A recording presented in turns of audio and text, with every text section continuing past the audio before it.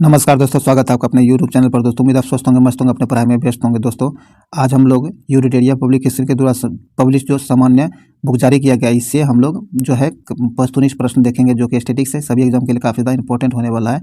ये सभी एग्जाम के लिए इंपॉर्टेंट है, ध्यान में जरूर रखिएगा। चाहे वो बिहार दरोगा हो, बीपीएससी हो या फिर सिविल कोर्ट हो, सभी एग्जाम के लिए, या फिर बिहार पुलिस हो, सभी एग्जाम के लिए इंपॉर्टेंट है। तो इसलिए आप इसे मिस नहीं कीजिए, शुरू से अंत तक जरूर देखिए ताकि इसका फायदा मिल सके। स्टैटिक्स है तो ये सभी एग्जाम में इसका रिपीटेशन होना तय है, तो इसीलिए आप इसे जरूर देखिए ताकि इसका फायदा आपको मिल सके। और इससे पहले जो आपको जितने भी वीडियो इसका हो चुका है, अगर आप नहीं देख पाए तो उसके प्लेलिस्ट का लिंक भी डिस्क्रिप्शन में मिल जाएगा, उसे भी जाकर जरूर देखिए ताकि इसका बेनिफिट आपको एग्जाम में देखने के लिए मिल सके। और इस वीडियो को शुरू से अंत तक देखिए, इस वीडियो को लाइक शेयर जरूर कीजिए ताकि इसका फायदा औरों को मिले, ज़्यादातर लोगों तक पहुँच सके। और इस चैनल को सब्सक्राइब जरूर कर लीजिए। तो चलिए इस वीडियो को शुरू करते हैं, ज़्यादा टाइम नहीं गवाते हैं, इस वीडियो को शुरू करते हैं। आइए सेट नंबर 71 का पहला क्वेश्चन देखते हैं। कहता है अशोक ने, किसने? अशोक ने अपनी धर्म यात्रा की शुरुआत जो की थी, ये कहाँ से की थी? तो ये जो है आपको बोध गया से, अशोक जो अपना धर्म यात्रा जो शुरुआत किया था, ये आपको बोध गया से, कहाँ से? बोध गया से इसकी शुरुआत किया था। ए नंबर से आंसर हो जाएगा। आगे कहता है किस बौद्ध संगीति के दौरान बौद्ध धर्म स्थावीर एवं महासालांगिक में विभाजित हो गया। तो ये जो विभाजित हुआ था आपको द्वितीय बौद्ध संगीति में, कहाँ? द्वितीय बौद्ध संगीति में। बी नंबर से आंसर द्वितीय बौद्ध संगीति। और ये आपको पता है कहाँ हुआ था? वैशाली में। प्रथम राजगीर में, दूसरा वैशाली में, और तीसरा आपको पाटलिपुत्र में, और चौथा जम्मू कश्मीर में हुआ था, ध्यान रखिएगा। चलिए आगे है। कहता है अलाउद्दीन क्या है? अलाउद्दीन के शासनकाल में भू राजस्व की दर थी। अलाउद्दीन का जो शासन था उसके काल में भू राजस्व की दर क्या थी?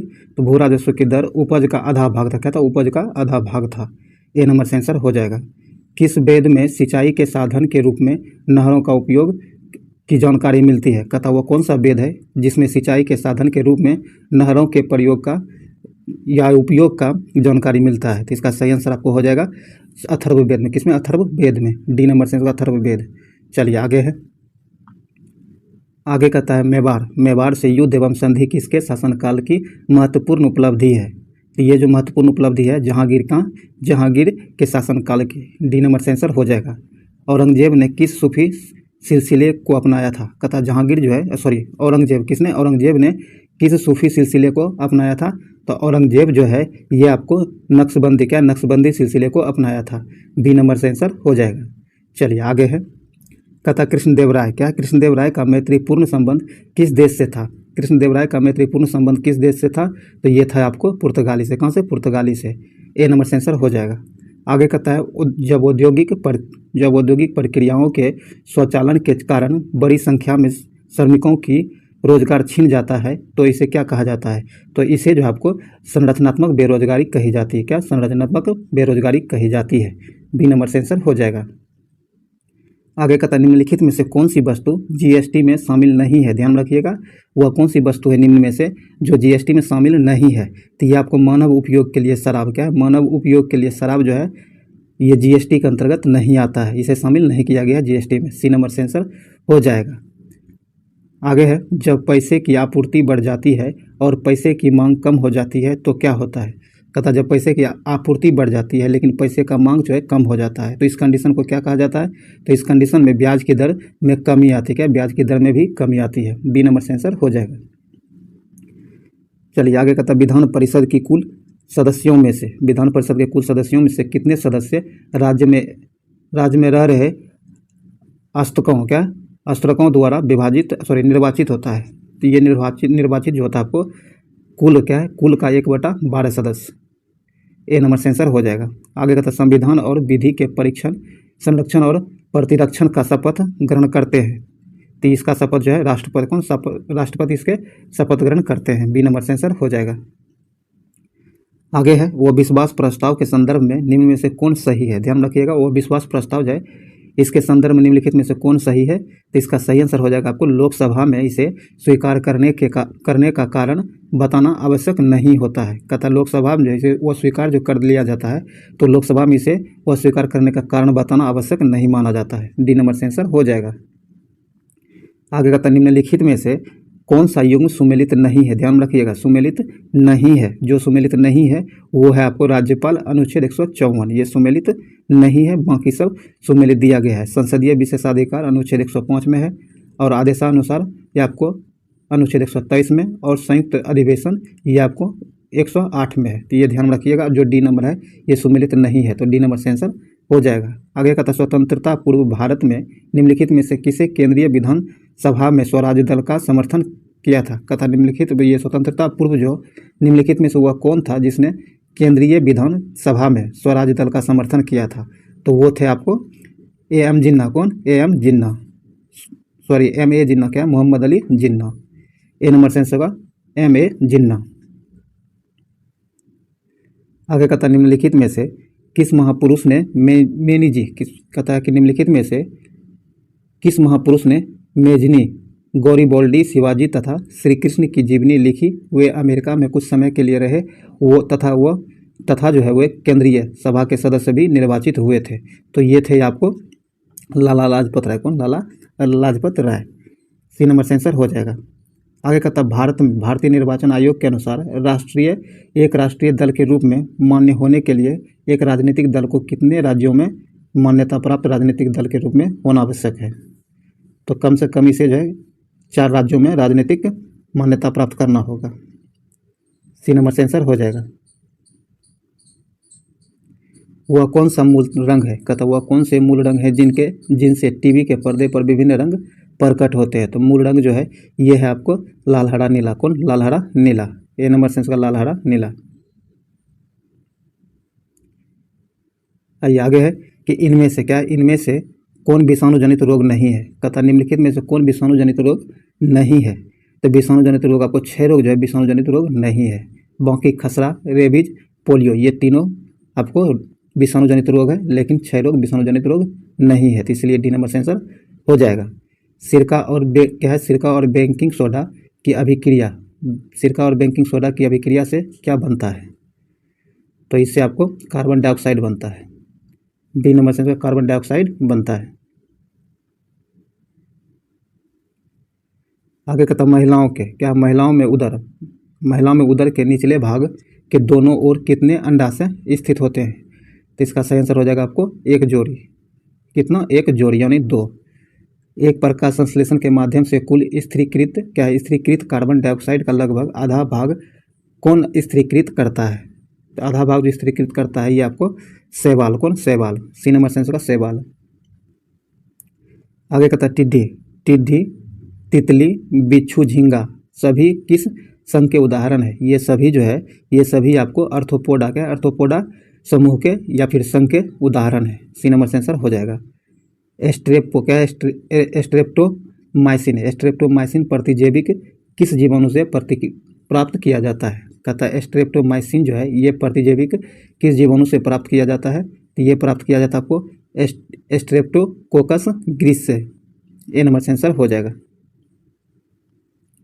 इनमें से कौन धमनी का कार्य नहीं है। कहता निम्न में से वो कौन सा कार्य है जो धमनी नहीं करता है। तो इसका सही आंसर आपको हो जाएगा इनमें रुधिर दबाव के साथ धीरे धीरे बढ़ता है। यह कार्य रुधिर का नहीं है, सॉरी धमनी का नहीं है। तो यहाँ पर सी नंबर सही आंसर हो जाएगा जो आपका आंसर होगा। आगे कहता निम्नलिखित में से कौन कीटों से प्राप्त नहीं होता। वह कौन है जो कीटों के द्वारा प्राप्त नहीं होता है, कीटों से प्राप्त नहीं होता है।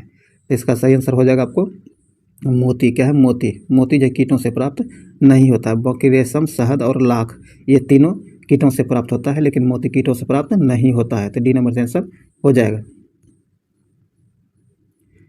आगे कहता है ग्रेफिन होता है। ग्रेफिन जो है यह एक प्रकार का कार्बन का नैनो प्रतिरूप होता है। क्या? कार्बन का नैनो प्रतिरूप होता है ग्रेफिन। बी नंबर से आंसर हो जाएगा। अधिकांश प्राणियों के जीवित पदार्थ का लगभग 80% पदार्थ क्या होता है। तो 80% भाग जो होता है ये प्रोटीन होता है। तो प्रोटीन होता है। ए नंबर से आंसर होगा प्रोटीन। कहता निम्नलिखित में से क्षेत्रफल की दृष्टि से सबसे बड़ा कौन है। तो क्षेत्रफल की दृष्टि से सबसे बड़ा कौन है। तो ये आपको बायोस्फीयर रिजर्व। क्या है? बायोस्फीयर रिजर्व बड़ा हो जाएगा इन सभी में से। तो ए नंबर से आंसर हो जाएगा। आगे कहता है विश्व का सबसे शुष्क रेगिस्तान कौन है। विश्व का सबसे शुष्क रेगिस्तान जो है आपको अटाकामा है। कौन? अटाकामा है। ए नंबर से आंसर अटाकामा।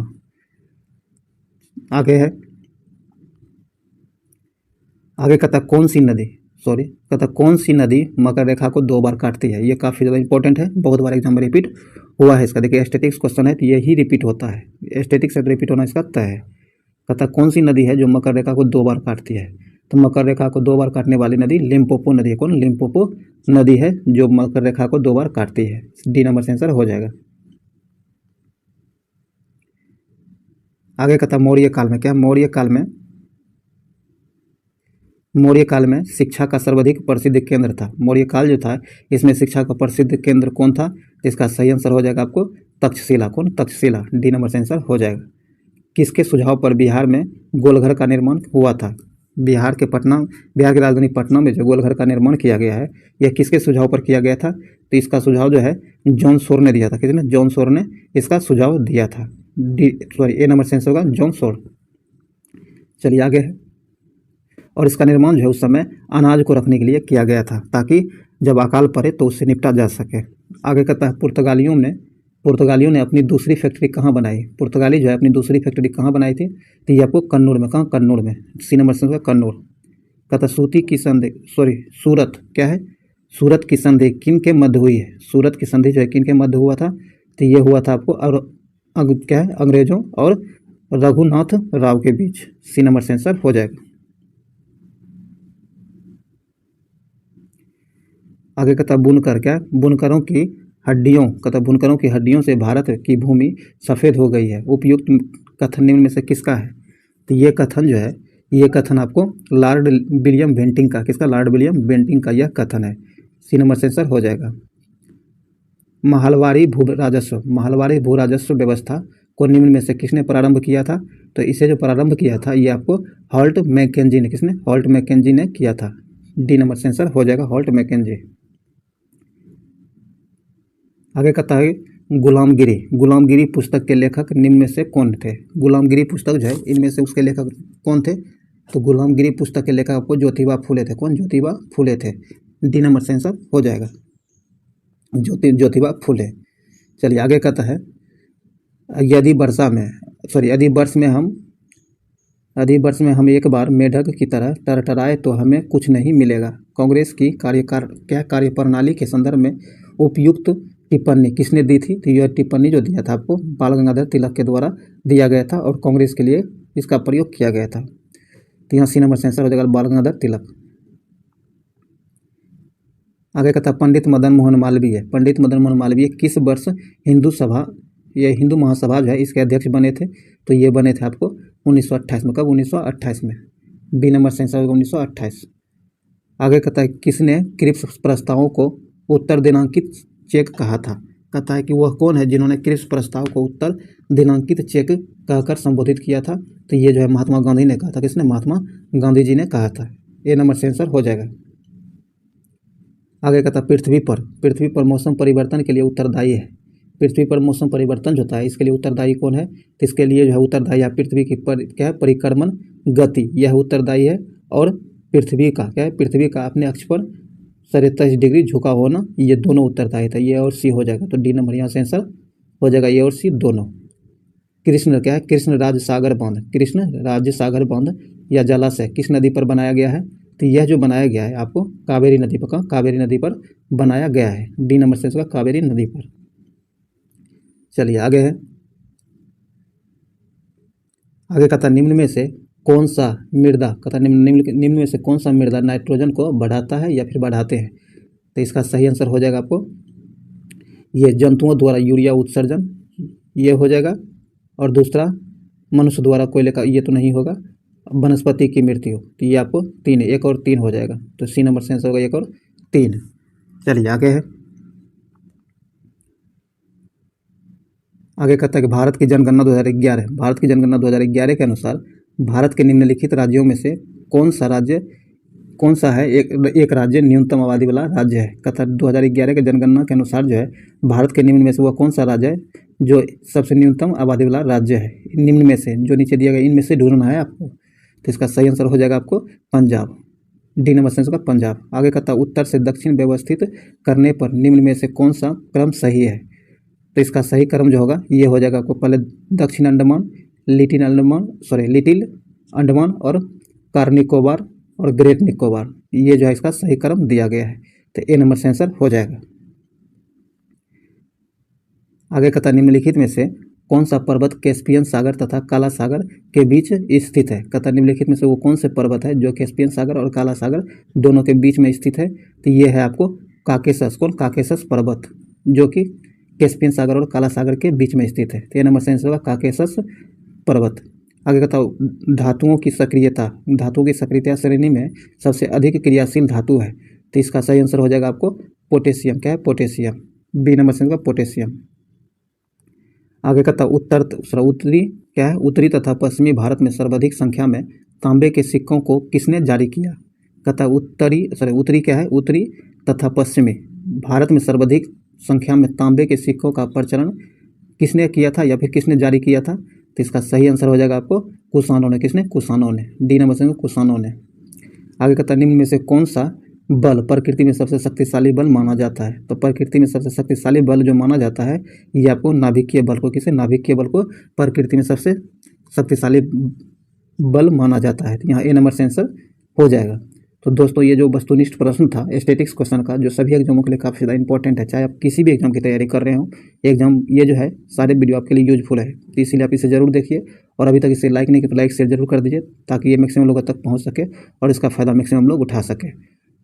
और इस चैनल को सब्सक्राइब करके घंटे जरूर दबा लीजिए, ताकि हमें भी सपोर्ट मिले और हम आपके लिए और अच्छे अच्छे वीडियो लाते रहें।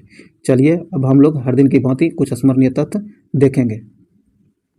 कहता है कि राज्य में क्या राज्य विधानमंडल को सत्राहन, उसका सत्रावासन अथवा विघटन करने का अधिकार किसके पास है? यह अधिकार जो है राज्यपाल के पास होता है। किसके पास? राज्यपाल के पास यह अधिकार होता है।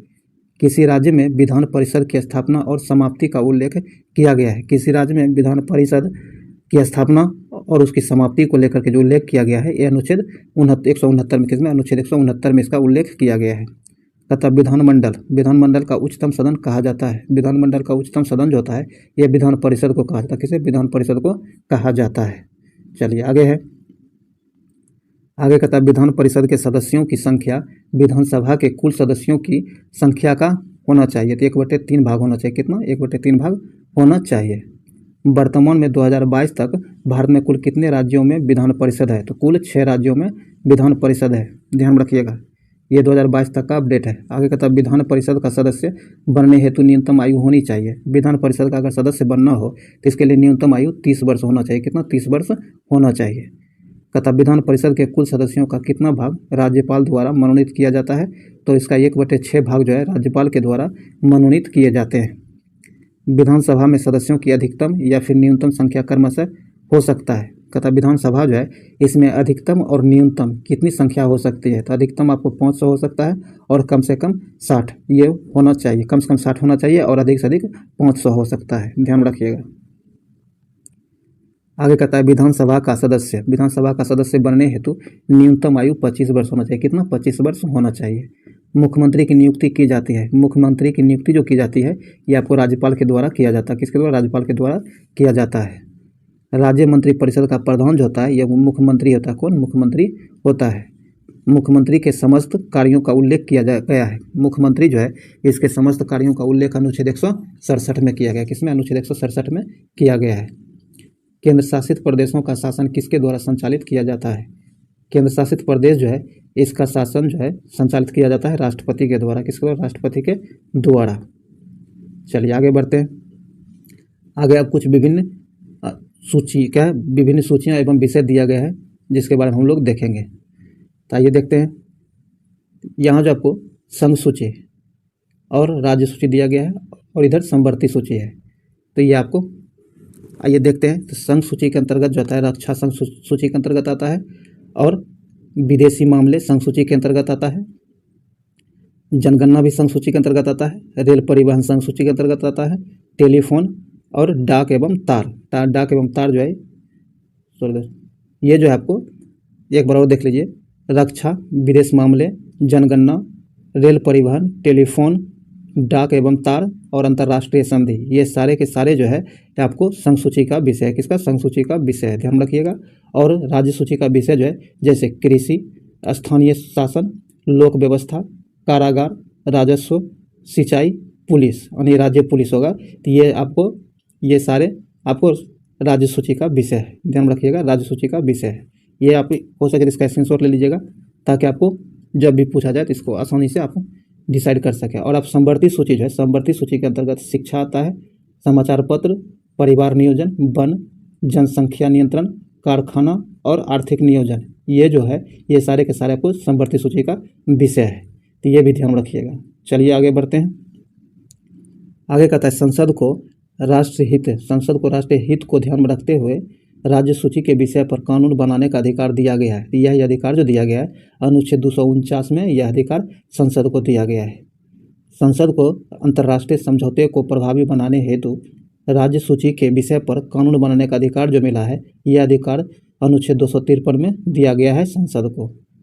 केंद्र राज्य संबंधों पर आधारित सरकारिया आयोग का गठन किस वर्ष किया गया था? तो ये किया गया था आपको 1983 में। कब? 1983 में। सरकारिया आयोग जो है इन्होंने केंद्र राज्य संबंध सुधार हेतु अंतिम रिपोर्ट कब पेश किया था? तो अंतिम रिपोर्ट जो है ये आपको 1987 में। कब? 1987 में पेश किया गया था। इसका गठन किया गया, ये जो आपको सरकारिया आयोग जो है इसका गठन 1983 में हुआ और इन्होंने अपना रिपोर्ट 1987 में पेश किया था, ये ध्यान रखिएगा। आगे है कि केंद्र क्या है? केंद्र सरकार ने केंद्र राज्य संबंधों की समीक्षा हेतु पूंछी आयोग का गठन कब किया है? तो इसका गठन जो किया गया था 2007 में। कब? 2007 में इसका गठन किया गया था। तो दोस्तों जो भी इंपॉर्टेंट तथ्य था स्मरणीय, ये भी समाप्त हुआ है। उम्मीद है इससे आपको बहुत ज़्यादा बेनिफिट मिला होगा। आप इसे बार बार देखिए, 1, 2 बार, 3 बार करके रिपीट कीजिए। जब भी मौका मिले तो इसको रिपीट कीजिए। अगर टाइम लगता है कि टाइम ज़्यादा लग रहा है तो बहुत छोटा वीडियो बनाया जा रहा है, फिर भी अगर लगता है तो इसका स्पीड आप बढ़ा करके भी इसे रिवीजन कर सकते हैं, ताकि स्टैटिक्स है तो इसका रिवीजन होना जरूरी है, क्योंकि ये आपको हर एग्जाम में रिपीट होता है। तो इसीलिए आप इसे मिस नहीं कीजिए, शुरू अंत तक जरूर देखा कीजिए। अगर अभी तक शुरू अंत तक देखें तो इसके लिए बहुत बहुत धन्यवाद। आप इसे लाइक शेयर जरूर कर दीजिए और चैनल को सब्सक्राइब करके घंटी दबा लीजिए, ताकि आने वाली वीडियो का नोटिफिकेशन आपको आसानी से मिल सके। और आप PDF के लिए या फिर किसी भी अपडेट के लिए हमारे टेलीग्राम ग्रुप से जुड़िए, जिसका लिंक डिस्क्रिप्शन में दे दिया गया है। तो चलिए इस वीडियो को यहीं समाप्त करते हैं, मिलते हैं अगले वीडियो में। तब तक के लिए जय हिंद।